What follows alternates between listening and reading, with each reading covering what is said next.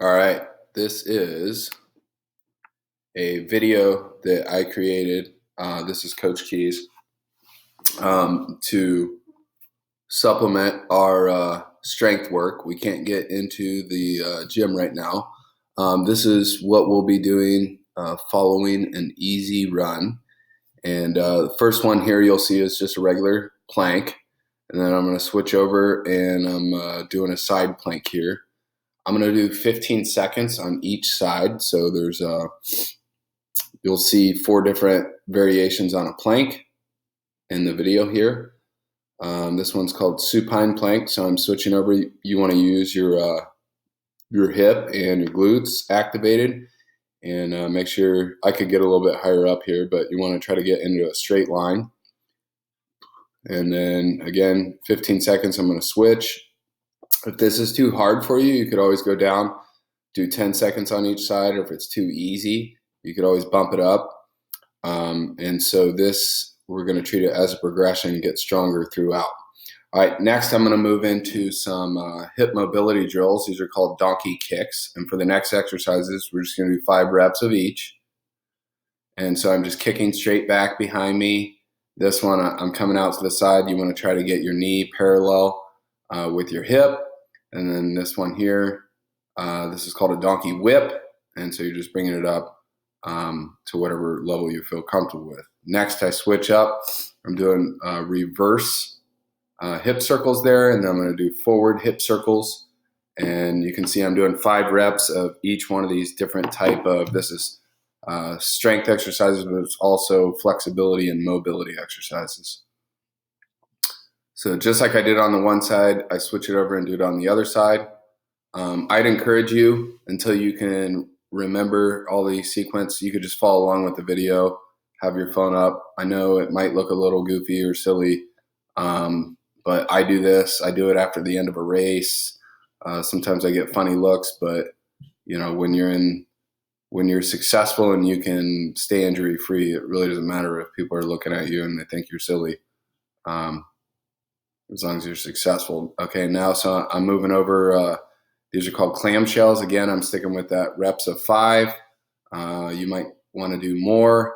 I was just trying to get something simple you can do. It takes about 6-7 minutes to do all these extra. These are called reverse clam shells. This one's leg raise. So I'm just having my toe pointed forward, just raising up. Focus on your glute and hips activating to go up. You're just doing 5 reps. Switch over to your back, 5 reps again. So just go to whatever level you feel comfortable. A lot of you will be able to go up a lot farther than I can. Just go to whatever, especially on this one. I'm really tight on my backside there.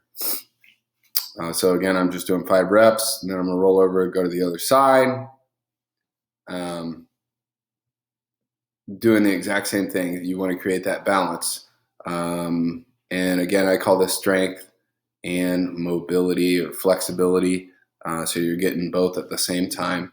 Again, those are those reverse clams. You kind of glue your knee down and lift your heel up, and you'll definitely feel it activating those hips and glutes, those main activators.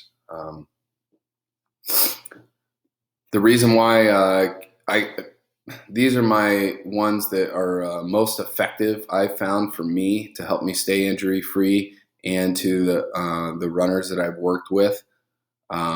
So there's a lot of other ones we could do, and we will progressively make it more difficult, but these are just some of the intro ones that I want you to get started with. And it's simple and easy enough. You can do it after each run. It doesn't take too much time. It's not too big of an ask, and it should keep you engaged the whole time.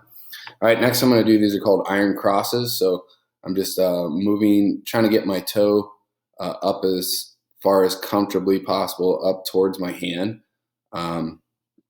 This one should feel really good on your back, feel real good on your hips. You're getting all sorts of mobility going there. I'm doing 10 total, or 5 on each side, sticking with that same theme. Here, one of the main exercises that a lot of physical therapists have runners do is glute bridges. So you're activating your abs and then your butt, and you drive it up, and then I hold it there for 5 seconds. That's going to teach what muscles you want to activate while you're running. Next one here, I'm just doing ankle over the knee. And instead of just a static stretch, I like to be mobile the whole time. And I like to think of it as, putting the oil on the joint, and it kind of helps make it feel better. It's going to make it not only feel better during that exercise, but it's getting you ready for that next workout, that next day. It's going to help you feel better. All right, so then I'm coming back over.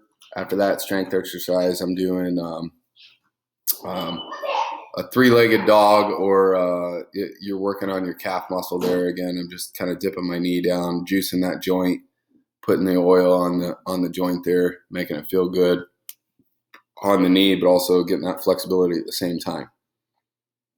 Next one, I'm going to roll over here. This one, again, recommended by a lot of physical therapists, how to stretch out your hamstrings. So you're pulling your leg back, your hands are underneath your knees as far as you can, and then you're just stretching out your leg. Again, this one, you'll probably be way more flexible than me. I'm really tight on my hamstrings, but this is highly recommended by a lot of different physical therapists and strength coaches out there. All right, and this one's real familiar. This is probably one of the only static stretches I do. And you can also pump the joint on this, meaning like you can flex out your quadriceps, the fronts of your legs there, and then just practice flexing and releasing. And that'll, again, juice that joint, get those muscles added flexibility. And then lastly, I like to just finish up with the butterflies. Is just kind of good, and that's a good way to finish a workout. You can talk to each other and then do that type of thing.